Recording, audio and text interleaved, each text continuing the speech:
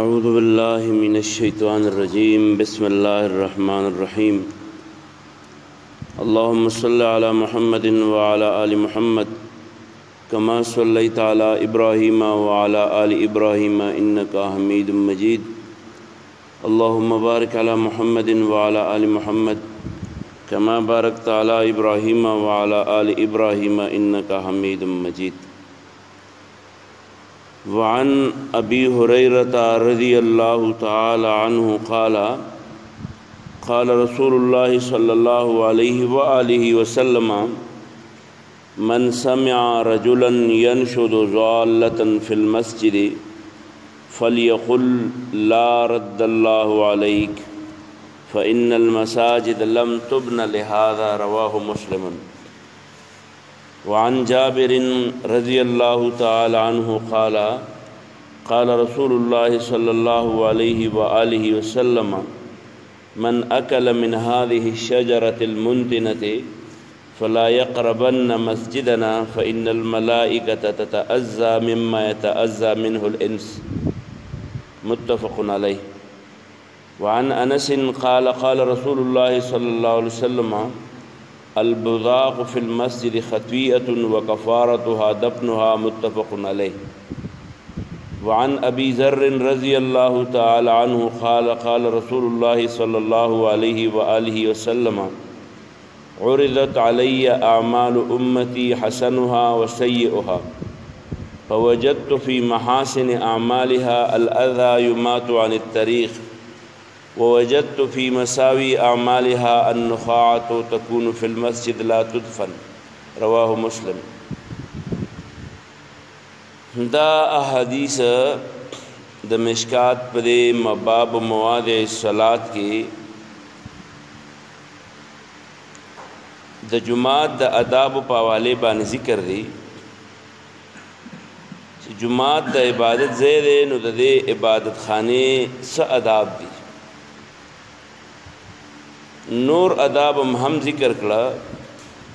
مثلا پرونی سبق کې مونږ وی چې سړی جماعت ته ورننوځي نو پکار د چې دا دعا وغواړي چې اللهم افتح لي ابواب رحمتک او چې راوځي نو دا دی وی چې اللهم انی اسألک من فضلک او چې کله جماعت ته دننه شي نو کم از کم 2 رکعات نفل له تحیت المسجد جماعت ته ډالای کی نننی درس کې نننی سبق کې یو 2 آداب نور یادو یو ادب اغا حضرت ابو هريره رضی الله تعالی عنہ نقل کړی دی چې جماعت د عبادت زید نو په جماعت کې لوب ټوکی کول د دنیا داسې خبرې کول چې دا غي صرف د دنیا د ګټه وټه سره تعلق دی یا د دنیا د غب شپ سره تعلق دی نو دا په جماعت کې نه دی کول پکار حتی دا چې یو سړی نه سشه ورک شوی دی او د په جماعت کې د خپل ورکه اعلان کوي چې خدای مو خدمانه ګډ ورکه شوی بيد ورکه شوی غيورک شوی د سشهرانه ورک شوی دی نو دا دیم په جماعت کې نه دغه جماعت د عبادت زید بدل ته عبادت کوي نورې قصې پکې ما کوي یعنی درس پکې کوي نور ته درس اوري د نورونه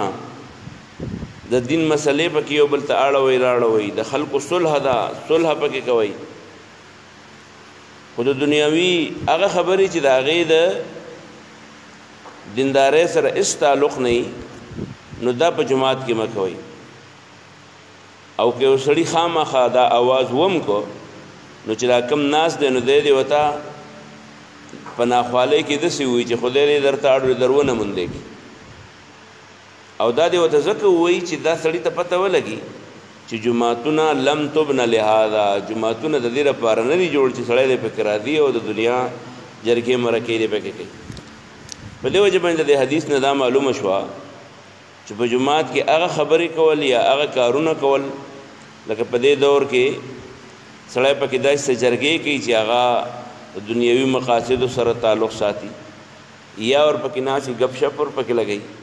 نو دا د دې جماعت د آداب او خلاف دي لہذا د مسجد د آداب لحاظ ساتل پکار دي دویم ورپسې حدیث حضرت جابر رضی الله عنه نقل کړی هغه فرمایي چې جمعات د آدابونو یو ادب دام دی چې په جمعات کې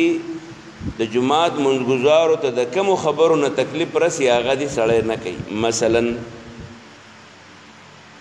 بعضې خلک یې هغه پتې د باندې خبرې کوي نو د هغه د خبرو نه سړی تنګي. بعضې سړی یا چې جماعت ته راننوځي نو داسې سپری داسې تیلې لګولي چې د ناستو خلکو ته د هغه ورباندې بد لګي. بعضې خلک داسې چې هغې داسې خوراک کوي چې د هغې د خوراک نه داسې بی راځي چې د مانځګزار ورباندې تنګېږي. دغه شانې بعضې خلک داسې چې هغې د خولې مسواک اړولې کوي نه، جامې په وخت بدلی نه، نو د هغې د جامو نه د هغې د خولې نه داسې بدبویي راځي چې د هغه د خوا نه سړی اکثر بل طرف ته تښتي او دی ورته پرېږدي او لرې ترې ودرېږي.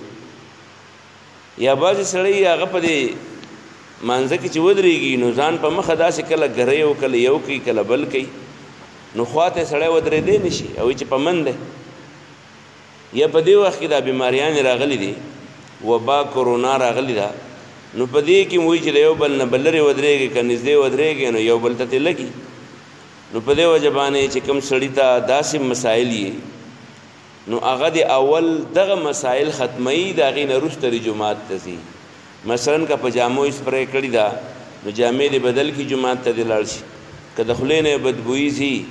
نو بس بدبویي دي د خولې نه لرې کړي نو بیا دې لاړ شي. دغه شانې که فرض که دی جومات ته ورځي نو په جومات کې عبادت دې کوي او نور دا اوتې بوتې دې نه کوي، ګپې شپې دې نه لګوي.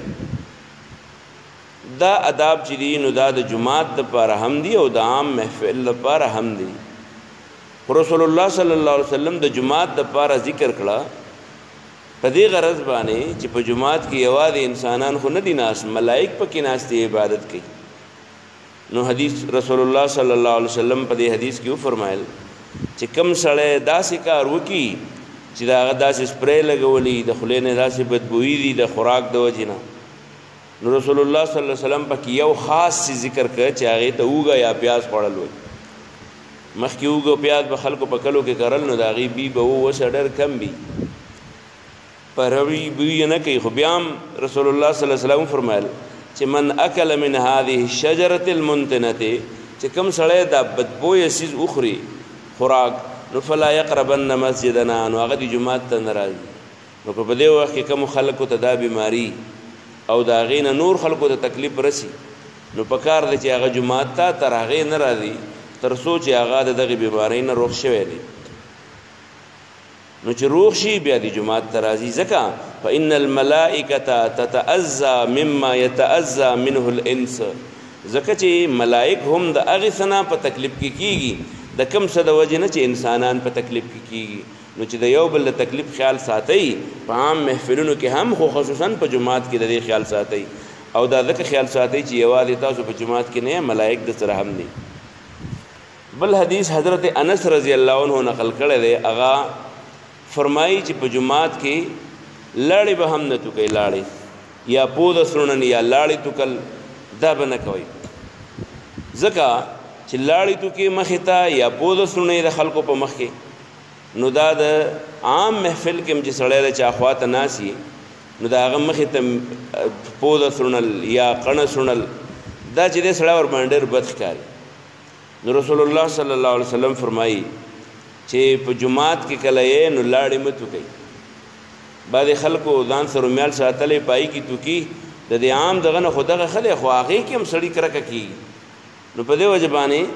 لاړې توکل په جومات کې دا به نه کوئ، دا ګناه ده، ګناه.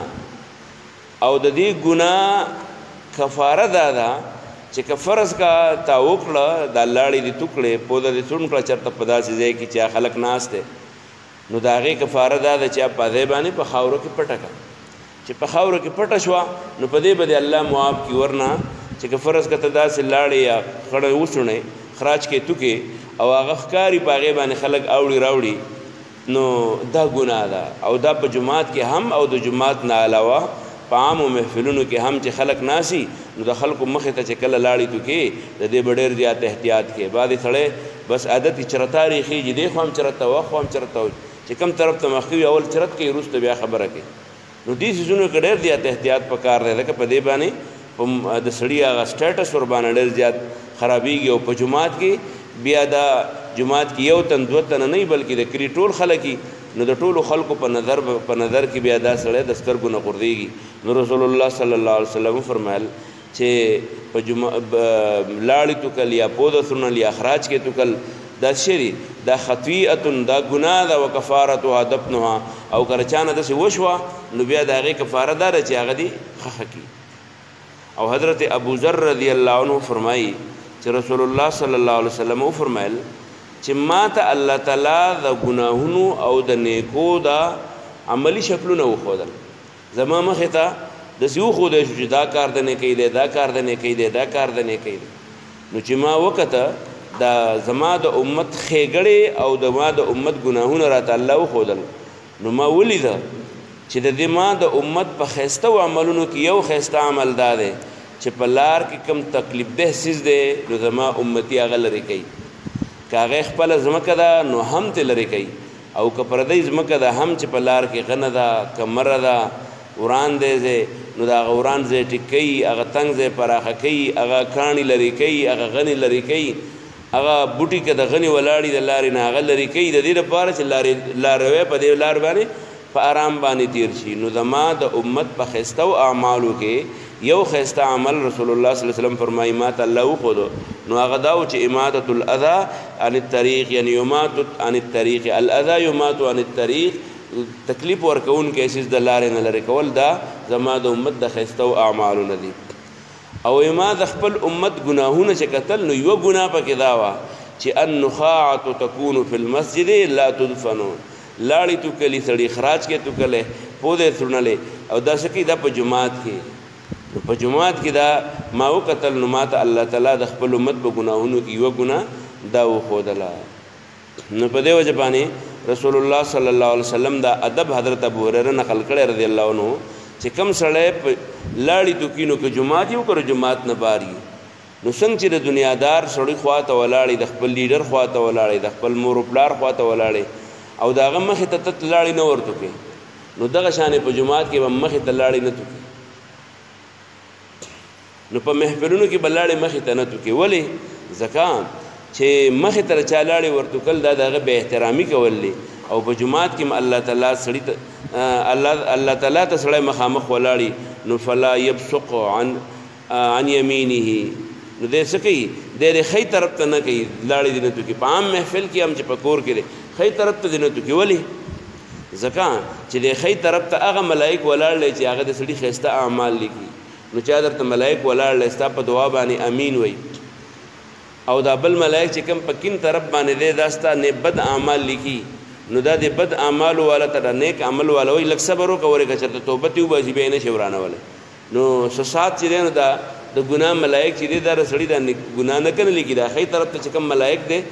دا ورته وایي چې ته لږ صبر وکړه کیدای شي چې دی دې توبه وباسي. نو په دې وجه باندې رسول الله صلی الله علیه وسلم وفرمیل چې کوم سړی دغه شان یي او هغه لاړې توکي نو هغه د ښی طرف ته نه توکي بلکې کیم طرف ته دې وتوکي او بیا دې د خپې د قدم د لاندې دې راولي یعنې هغه دې ومږي په ځمکه پسې په ځمکه باندې دې د خپل لاړو او د خپل خراج کو د دې نشانات په ځمکه باندې نه پرېږدي ځکه د هغې نه د خلکو کرکه کېږي که هغه جومات یو که عام محفل یو که کور په دې وجه باندې بعضې خلک چې کله چېرته کیني نو چا د هغه ځای نه پاسي نو ته به وایې دلته چېرته څه ډېر لویه مسله شوې ده نو د ډېر زیات خیال ساتل پکار دي. وعن ابي هريره